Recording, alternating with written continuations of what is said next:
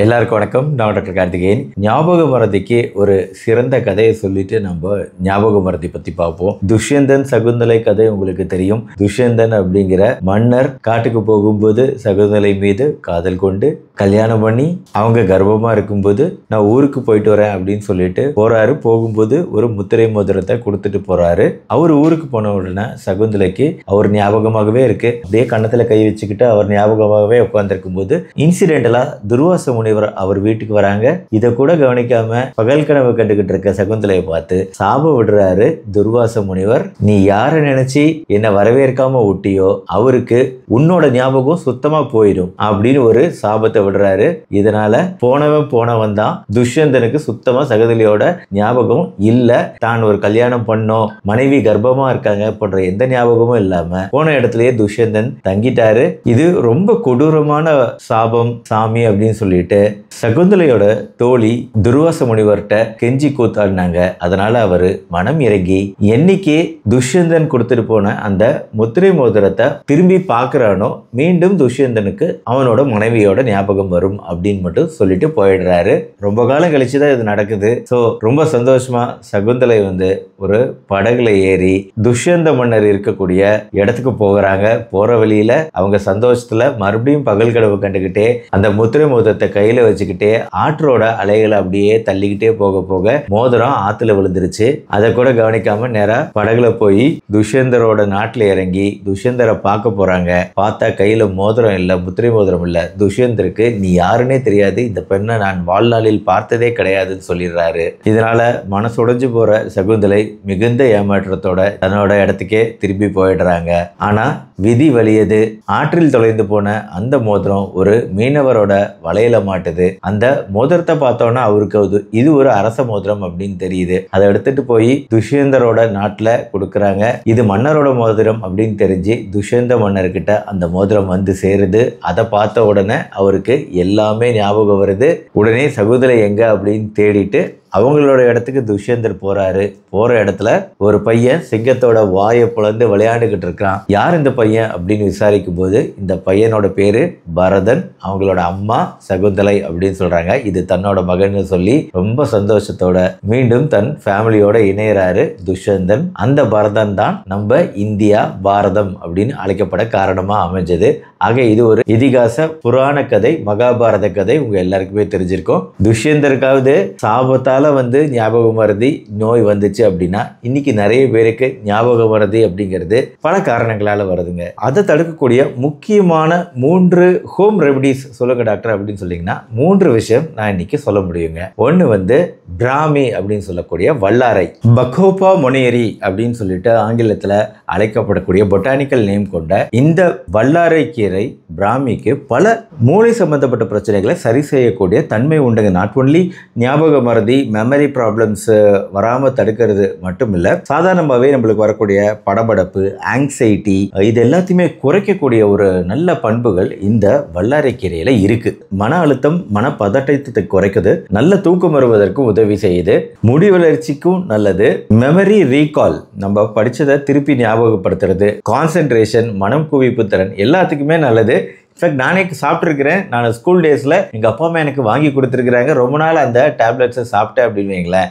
அப்போ புரியல, இப்போ புரியுது, இப்போ புரியுது மெமரிக்கு. பட் இந்த டேப்லெட்டுக்கு உண்மையிலேயே எஃபெக்ட் இருந்துச்சா அப்படிங்கிறது எனக்கு தெரியல. வல்லாரை கீரை டேப்லெட்டாக நான் சாப்பிட்டது. பட் அதோட தனித்துவமான டேஸ்ட் இன்னைக்கு எனக்கு சாப்பிட்டது எனக்கு அப்படியே ஞாபகம் வருது. இப்போ அதை பற்றி பேசணும்னா அதோட ஸ்மெல் எனக்கு தானா ஞாபகத்தில் வருதுன்னா பார்த்துக்கோங்க. வல்லாரைக்கு ஒரு பெரிய எஃபெக்ட் இருக்கு. பிராமின்னு சாதாரணமாக இது நம்ம குறிப்பிடுறது கிடையாது. இதுக்கு ஒரு தனித்தன்மை உண்டு. அடுத்து மஞ்சள்ங்க. மஞ்சளுக்குமே இது சாதாரண விஷயமா தெரிஞ்சாலும் மஞ்சள் அலர்ச்சியை குறைக்குது, ஆன்டி இன்ஃபெக்டிவ் ப்ராப்பர்ட்டி கொண்டது போன்ற பல நன்மைகள் கொண்ட மஞ்சளுக்கு நம்ம ஞாபக சக்தி திறன் அதிகரிக்கக்கூடிய, ஞாபக மறதி நோயை குறைக்கக்கூடிய ஒரு தன்மையும் உண்டு. அதில் இருக்கக்கூடிய குர்குமின்னால இயற்கையாக இருக்கக்கூடிய மஞ்சள் குர்குமினோட அளவு குறைவு அப்படின்னாலும் அந்த குறைவான அளவுகளும் நம்ம ஞாபக மறதி நோயை குறைக்கக்கூடியது மஞ்சள் ரெகுலரா யூஸ். இது ரெண்டும் நார்மலாவே யூஸ் பண்ணலாம், உணவா கூட யூஸ் பண்ணலாம். ஆனா மூணாவது நான் சொல்ல போறது அவ்வளவு ஈஸியா நம்மளுக்கு கிடைக்கிறது கிடையாது.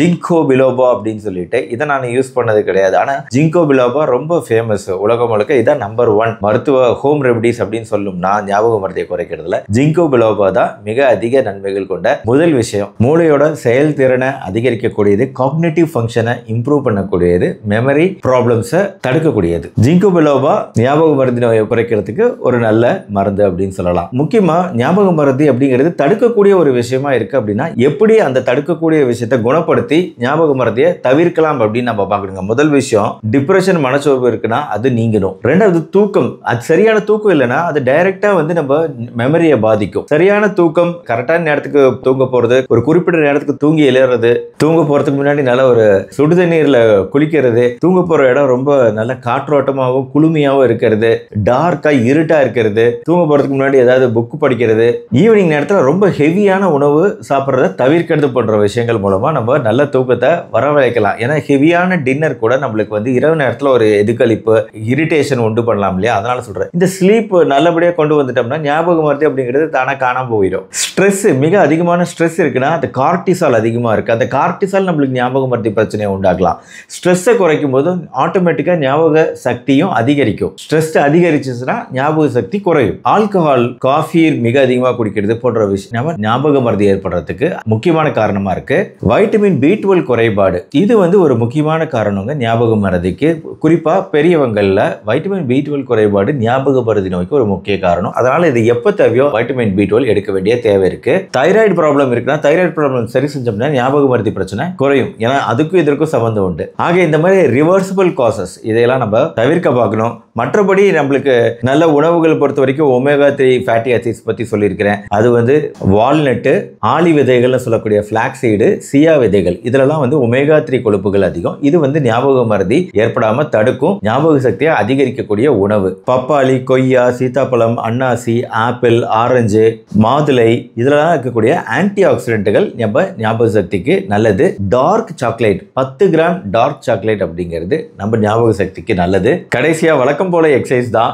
நம்மளோட வாக்கிங் அப்படிங்கிறது நம்மளோட உடம்புக்கு மட்டும் இல்ல, மனசுக்கும் ஞாபக மருதியை குறைக்கிறதுக்கும் நல்லது. ஸ்விம்மிங், ஜாகிங் எல்லாமே நீங்க இதுல சேர்த்துக்கலாம். Hit, high intensity interval training சொல்லக்கூடிய ஹை இன்டென்சிட்டி ட்ரைனிங் 75 நிமிஷம் பண்ணா போதும். வாக்கிங் அப்படின்னா வாரத்துக்கு 150 நிமிஷம் பண்ணணும். நிறைய பசில்ஸ், குறுக்கெழுத்து போட்டி, புதிர்கள், இதையெல்லாம் சால்வ் பண்ற மாதிரி மூளையை ஆக்டிவா வச்சுக்கணும். ஆக ஞாபக மருதி இந்த மாதிரி டெக்னிக்ஸ்னால கண்டிப்பா குறையும், ஞாபக சக்தி அதிகரிக்கும். இந்த வீடியோ உங்களுக்கு பிடிச்சிருக்கும் நம்புறேன். பிடிச்சிருச்சுன்னா லைக் பண்ணி ஃப்ரெண்ட்ஸ் ரிலேட்டிவ்ஸ்க்கு ஷேர் பண்ணுங்க. நம்ம சேனல் டாக்டர் கார்த்திகேயன் தொடர்ந்து சப்ஸ்கிரைப் பண்ணி ஃபாலோ பண்ணுங்க. மறுபடியும் நாளைக்கு பார்ப்போம். நன்றி, வணக்கம்.